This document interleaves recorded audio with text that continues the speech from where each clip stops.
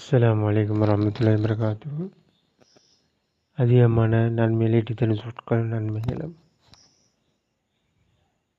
நற்குணம். நிச்சயமாக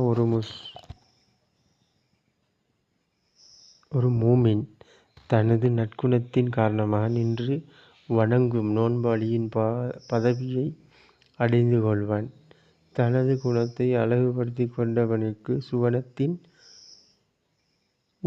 உயர் பதவியில் ஒரு மாளிகைக்கு நபியல்லார் பொறுப்பு நின்றுள்ளார்கள்.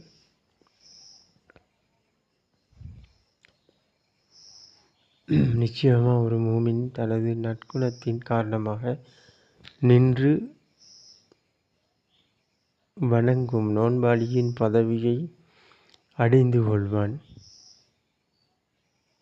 தனது குணத்தை அழகுபடுத்திக் கொண்டவனுக்கு சுவனத்தின்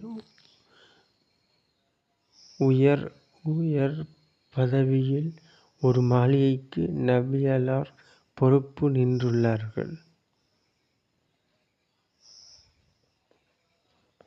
அஸ்ஸலாமு அலைக்கும் வரஹ்மத்துல்லாஹி வபரகாத்துஹு. இன்ஷா அல்லாஹ் மீண்டும் சந்திப்போம்.